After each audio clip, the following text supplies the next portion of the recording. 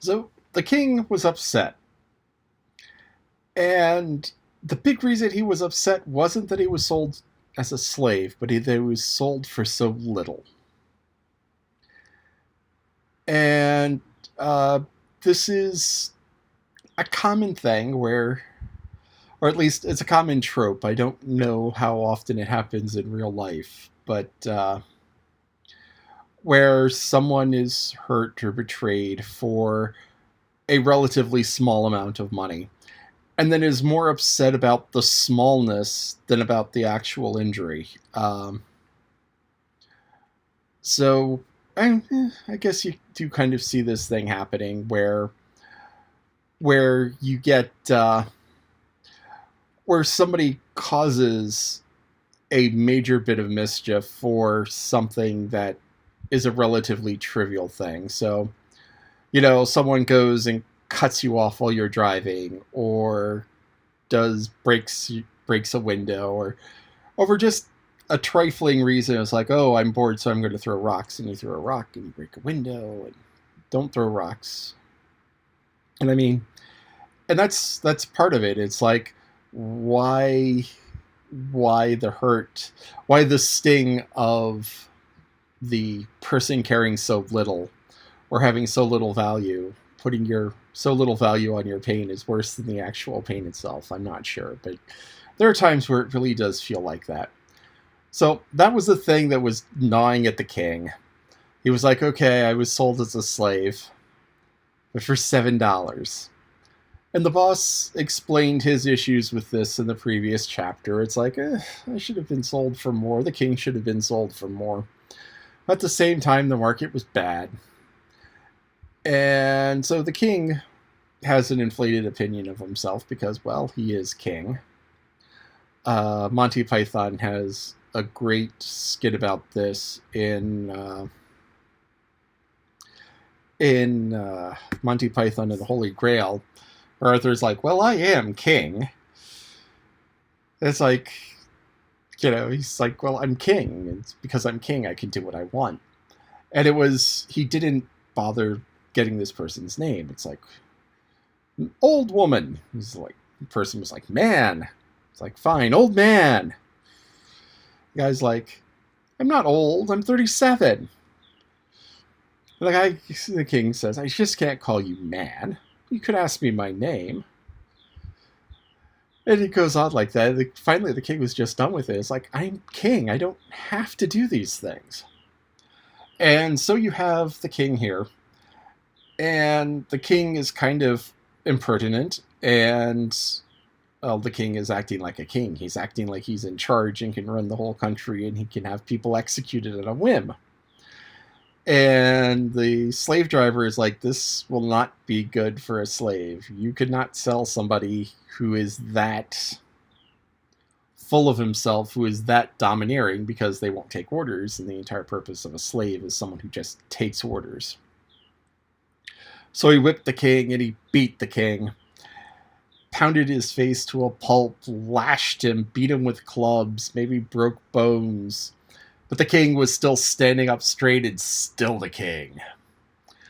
So the slave driver just gave up on it. It's like, oh, yeah, we'll figure out something. But he gave it a month and the king was unbowed, unbroken, which is a difficult thing to do, to remain unyielding in the face of torture. And it was torture. And so they got along, and they're getting to the outskirts of London now, which is a good thing. Because once they get close to London, there's a pretty good chance that one of the knights is going to recognize the king. And once he recognizes the king and gets the story, all of this is going to change. Or one of the boss's people is going to recognize the boss, or the boss is going to be able to get word to his people. And all of this will change lightning fast. But so they're getting to the outskirts of London, and there is one woman who is being burned at the stake for a witch. And the slave driver has them all gathered around her to get warm. because I guess he figured he would lose more stock rather than just, clapping irons on her and say, you can't take her, she's my property now. But, so this guy is just completely heartless. As I said, he warmed his slaves over the fire that was killing this woman. I can't imagine what that would be like, the burning hair, the burning flesh. It'd just be absolutely awful, and her shrieks of dying. So here you have these people who are like, I would rather freeze to death. And the slave driver is like, you don't get to freeze to death. You are going to suffer and warm up and be profitable to me. So that's just like miserable. And they come up on another execution. And this is a woman who stole bread. And stealing bread was one of those things that sometimes got you executed. It depends on the time frame. A lot of people were exiled ahead of this and before now. A lot of people were exiled in like the 1700s for stealing grain and such, because England had these colonies where, okay, we can take these people and we can ship them off to America, and they can work in America and make profit, and then later ship off to Australia. And a group called the Charm Terrors sings a song called Athenray. I don't know if they wrote it or not, but it's the story of a man who stole corn to feed the kids and was caught and shipped off to Australia. So that would have happened in like the 1800s. But anyway, so the woman was being executed for stealing corn, and possibly for the murder of the guy who, she was murdered for stealing linen to sell to get food, to get bread. And she's possibly being executed for the murder of the guy who owned the linen, because when he realized that she was going to be killed for stealing the bread, he killed himself. So, in some rather harsh judgment sentences, she might be punished for that.